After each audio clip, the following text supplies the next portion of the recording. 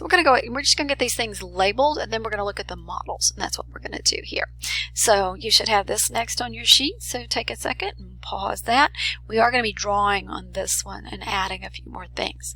So what we're looking at, and you actually do need to know cervical plexus. I think it's already filled on your sheet, but you need to know cervical plexus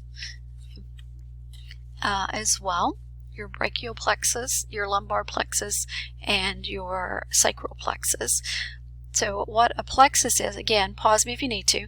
A plexus is just a bundle of nerves, okay? So just a bundle of nerves.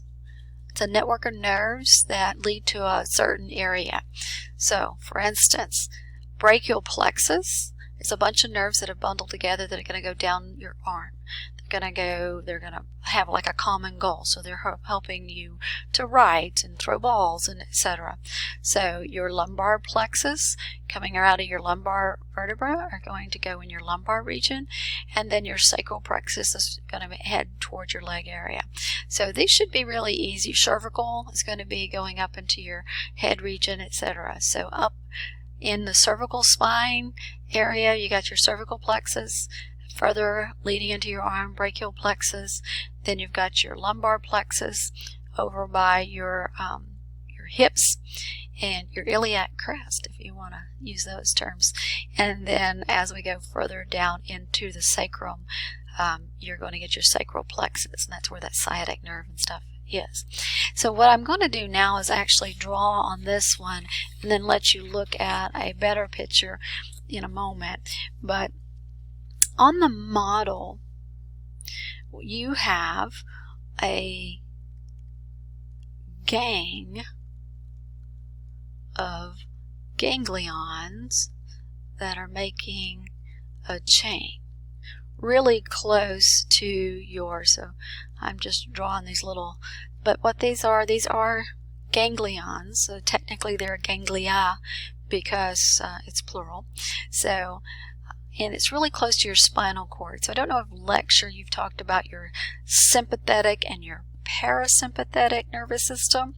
Okay, so this is part of your sympathetic nervous system, and your sympathetic with an S is what kicks in when you have stress. Okay, it's your fight or flight reaction. Sympathetic, S, stress, S. That's how you can remember. And it's really close to your spinal cord where we can get really fast reflexes going on. Okay, so that's going to help you remember this name because this is the sympathetic, because it's part of the sympathetic ganglion chain.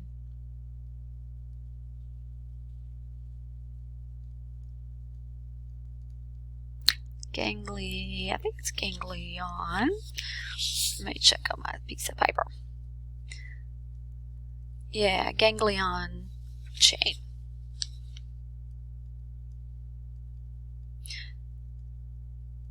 So one of them is a sympathetic ganglion, and all together they're called the sympathetic ganglion chain. And I'll show you in the on the model in a moment. But again, part of your sympathetic nervous system. Okay, so we know there's our spinal cord. It's pink, and we know that it runs down your vertebra, right, in the vertebral foramen of your vertebra. It's going straight down, and we just looked at the parts of it and the gray matter, white matter, etc. So as it goes down, I'm going to draw on here. In between there, you're going to see it like makes almost like a V. At near I don't know if it's L2. It's in your lumbar region, I do know that, but I don't know if it's L2, so we're not going to have y'all quote me on that one. So anyway, it makes like a little V. So what happens here, it kind of bundles, and they say it tapers off. It's not really tapering off, but it seems like it almost tapers off right there. This is your spinal cord, and this is called the conus medullaris. The conus or conus medullaris.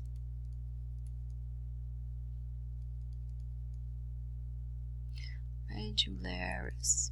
Okay, you can double check me on the spelling. Yeah, that's correct. Okay, so right here, And then what happens right at the conus, that's like your spinal cord almost ending there, but it doesn't fully end. It actually then kind of starts going crazy, and it makes bundles of nerve fibers that just kind of gonna go spinning out like this. I know my picture's bad. I'll show you a better picture in a moment. Okay, the reason it looks like a tail of maybe a horse. I don't know if you know with a horse. Google horse if you want. Look at its tail. Okay, but it's really fluffy, and so those nerves kind of go out like that. And the reason I'm telling you that is because that's given its name. The name is caudal. Caudal.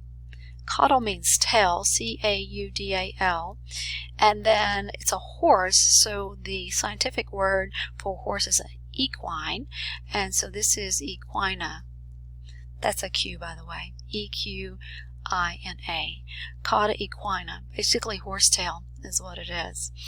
All right, so we had the spinal cord coming down, and it tapers at the conus medullaris, fees off, and then it kind of goes crazy with the caudal equina there. All right, one more thing we need to put in this, and then we're going to do a review. And I'm going to go red here. So at the end of the conus medullaris, there's actually a very thin fiber that goes down and almost goes down to anchor itself at the coccyx bone. Basically, this is how your, it's actually part of the pia mater. Remember the pia mater that goes around? It's an extension of the pia mater that goes down and helps, I don't want to say tie, but hold your spinal cord. So, if not, it would just, roll back up in there. Think of like, I don't know, a rubber band or something. So this is kind of like anchoring it down on that coccyx bone. And so this might help you with this because this is called the phylum. And this is at the end, technically, of your spinal cord. You don't have any senses in this. There's no sensory in this. It's just a fibrous tissue going on. But terminale, T-E-R-M-A-N-A-L-E, phylum terminale. So that's going to help anchor the spinal cord to the coxal bone there. All right. I think we got most of that. So let's go back to the PowerPoint. The PowerPoint's got really good pictures. So this is a nice picture there. So can you see the conus medullaris? There's the cauda equina that looks like the horse's tail. Such a better picture than what I drew. So sorry. Okay, and then the phylum terminale, you can see that it's just holding on right there and anchoring it down to that coccyx bone. So that might make sense to you. So this is that model. So this is pointing to the top. That is the cervical plexus. And then we're going to your arm region. That is the brachial plexus. And then as we get here, we're getting into the lumbar plexus. And then as we go further down, you're getting into the sacral plexus. Okay? And so this, do you see? I wish we were in class and we could pick this thing up. It is a little chain going on here. And so that is your sympathetic ganglia chain. Yeah, I thought it was an AA. This is plural.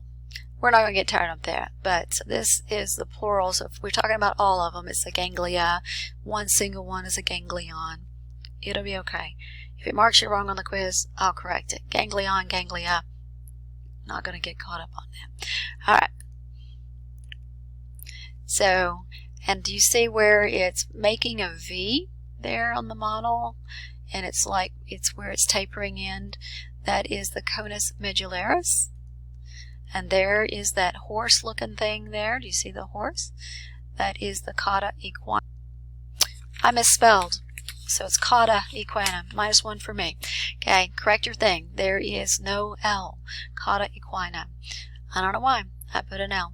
Because I'm just having that kind of day today. Sorry about that. So correct that, please. I will not accept the L on there. It's my mistake. -1 for me.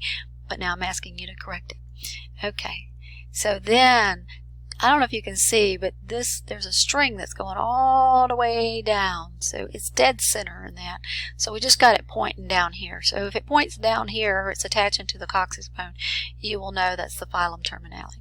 Okay, because if I point up here, you're going to think we're talking about the cauda, not caudal, but cauda equina.